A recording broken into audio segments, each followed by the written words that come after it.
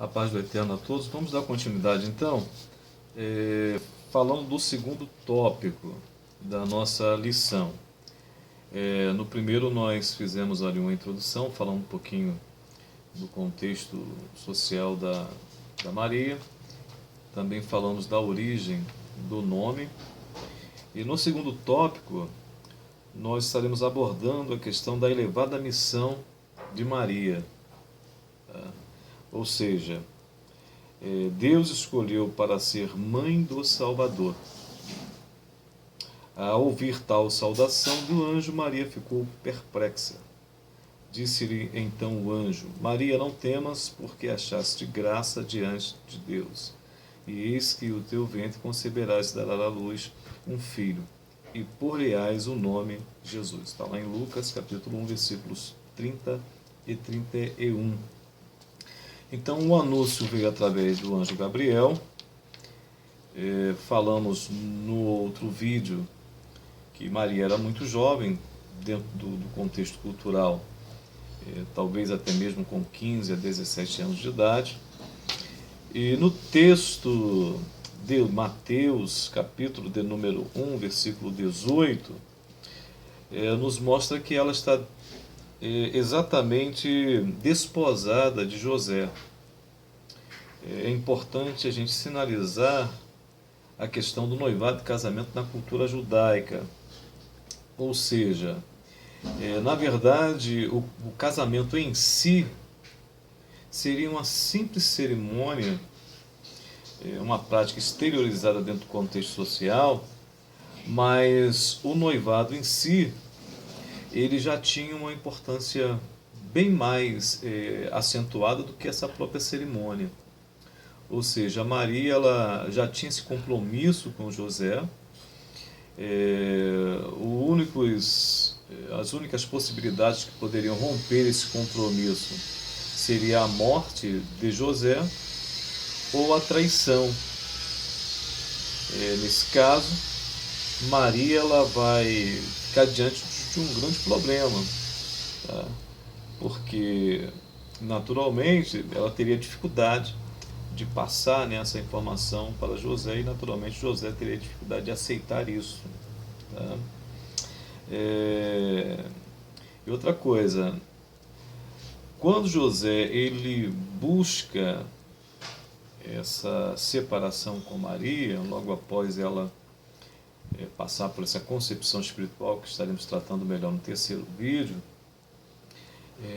a intenção de José é evitar que Maria passasse pela vergonha dentro do contexto ali. Ou seja, dentro da cultura naquele período, a pena para a prática do adultério, já que o noivado era considerado já o casamento, então a pessoa que praticasse uma relação sexual com uma outra pessoa que não o seu noivo seria exatamente acusada de adultério. Então, para isso, lhe caberia o apedrejamento. E para Maria a situação ficaria mais complicada, porque nós sabemos que tanto José como Maria descendem da tribo de Judá, tá? E Maria, ela descendia de sacerdotes. Sendo assim, a pena para uma filha de sacerdote, na questão do adultério, era ser queimada, juntamente com o suposto indivíduo que tivesse a prática sexual com ela. Então, a pena para Maria, a pena capital, seria a morte por fogo. Embora que, nesse contexto, já no primeiro século, nós vamos perceber que era vetado aos povos sublevados pelo Império Romano a condenação, por qualquer que seja a maneira que levasse o indivíduo à morte. Isso seria de ordem do próprio Império Romano, tá? Mas as penas, segundo a lei, seriam exatamente essas aí, tá? Então, Maria ela estaria diante dessas dificuldades aí, tá? Então, José ele precisaria o quê? Agora divorciar-se de Maria. E haviam dois caminhos para isso. Tá? Havia esse caminho publicamente, tá? Mediante um processo, uma carta de divórcio, tá? No qual Maria seria o quê? Posta em evidência pela sociedade e receberia a pena capital prevista pela lei. E também entregando uma carta de divórcio, tá? De forma privada, tá? De forma privada, e nessa carta José estaria dando o direito a ela de casar com essa pessoa qual ela teve a relação. Então seria algo bem assim interno, que evitaria essa exposição de Maria, tá bom? Com isso, não estamos dizendo que José estivesse fugindo da situação, mas ele apenas queria evitar todo esse constrangimento e essa pena também capital sobre Maria, tá bom? Dentro desse contexto aí, nós temos também, nesse capítulo de número 2, o anúncio que ela seria a mãe do Salvador. Então nós temos aí o espanto, tá? Porque ela não sabia como isso poderia acontecer, uma vez que ela estava desposada. E nesse período de noivado, o que acontece? Ela continuou naturalmente como de praxe, morando na casa dos pais, tá? Esse noivado demorava aproximadamente 1 ano, 12 meses, que era o tempo do noivo ir organizando aí a sua futura vida conjugal com a sua futura esposa. Então isso aí envolvia sair da casa dos seus pais, construir um ambiente próprio, né, para essa vida conjugal. Geralmente isso durava 1 ano. E nesse período, tanto o noivo como a noiva viviam na casa de seus pais, tá? E não podiam ter nenhum tipo de relacionamento sexual, tá? Então, e exatamente nesse período que ela está noiva de José, que ela recebe essa visita do anjo. E ela não sabia como resolver essa situação, como lidar com essa situação melhor. Pois o anjo Gabriel, ele é bem explícito ao dizer que ela conceberia aquele que seria o Salvador do mundo. Então, assim Maria também, ela demonstra uma qualidade muito grande de humildade, né? Então, ela simplesmente se submete à vontade divina, mesmo sabendo os riscos que ela iria correr. Ela se submete àquela mensagem do Eterno ao anjo Gabriel, e ali demonstra também uma qualidade, né, uma forma de seu caráter que deve ser assim exemplificado por nós nos dias de hoje, tá? Ou seja, a questão da humildade que ela teve, tá bom? Então Maria, ela vai ser mulher e mãe. Maria soube comportar-se como uma verdadeira mãe. Primeiramente, ela vai se deslocar de Nazaré a Belém para alistar-se com o esposo no censo que foi ali ordenado por César Augusto na época de Quirino. Esse censo exatamente para que os pais, fosse a família, melhor dizendo, fosse a cidade de origem, e ali fizesse um relatório de sua vida pessoal, o seu trabalho, quanto ganhava, o número de componentes da família, para que através desses dados o Império Romano pudesse determinar o valor dos impostos a serem pagos ao Império Romano naquele contexto ali. Então Maria, ela vai ao censo, ela já está grávida, e durante essa caminhada ela vai ter o trabalho de parto. Devido a esse deslocamento, tá? Não há uma estalagem adequada para ela, então ela acaba ficando num estábulo, e o menino Jesus, ele nasce e fica numa manjedoura, tá?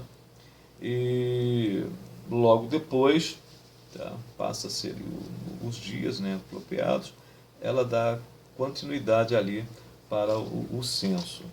Nesse período do censo, até a visita dos magos, ao contrário do que muitas pessoas imaginam, esses magos que não eram, no caso, astrólogos, mas astrônomos e pertencentes ali à corte babilônica, tá? Eles recebem uma ordem de Herodes, que é considerada aí um dos piores governos ali na Palestina. Inclusive Herodes, ele matou a chutes a própria esposa que mais amava, que era Mariana, matou também logo depois a mãe de Mariana, Alexandra, e depois matou os filhos também. Ele tinha uma mania de perseguição muito grande, era muito costumeiro na época essas rebeliões em busca do trono, da liderança. Então Herodes foi um indivíduo muito sanguinário. E ele, sabendo no nascimento, da profecia do nascimento do menino Jesus, ele envia os magos. Só que os magos, chegando ali, há um período de 2 anos, ao contrário do que muitos dizem, esses magos, eles não adoram o recém-nascido Jesus. Tá? Eles adoram o menino com aproximadamente 2 anos de idade.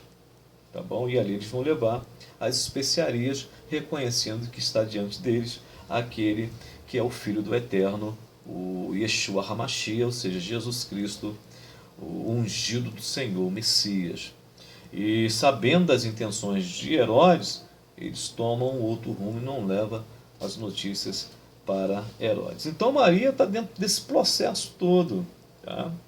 Também vai estar presente na circuncisão, a circuncisão dentro do contexto judaico. A mãe, juntamente com o pai, levava, como leva até o dia de hoje para o judeu ortodoxo, mas a entrada na sala para a circuncisão não participa a mãe, no caso. Tá? Participam os padrinhos, e ali é levada a criança com 8 dias de nascimento, o menino naturalmente, para ser feita a circuncisão. Ela passou nesse processo todo. Ela também, no capítulo 2 de Lucas, é nos apresentada indo às festas de Jerusalém, no caso ali a Páscoa. Naturalmente que um ano depois, Jesus retornaria ali, e naturalmente com os pais, Maria presente, tá?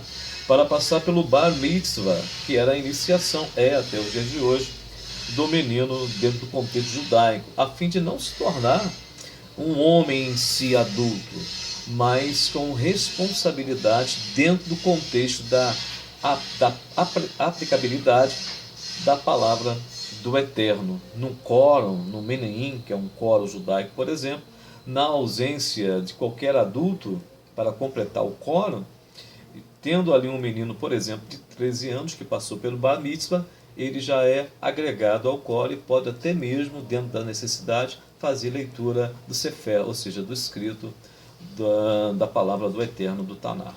Tá bom? Então Maria participou desse processo todo. Ela não foi somente a mãe do Salvador Jesus, mas ela esteve inserida dentro de todo o contexto que envolvia aquela sociedade naquele momento. Não foi por ser mãe do Eterno que ela se achou livre de obedecer e seguir todos esses trâmites natural naquele contexto ali, tá bom? Nisso também podemos perceber a humildade de Maria, uma vez que ela sabe, ela tem a mensagem direta, ela recebe a mensagem direta de Gabriel, o anjo do Senhor, dizendo que ela seria a mãe de Salvador. Logo depois, naturalmente, vem todo o processo da gravidez, então ela é confirmada literalmente a mensagem do Eterno. Ela não se envaidece, ela não se engrandece por isso.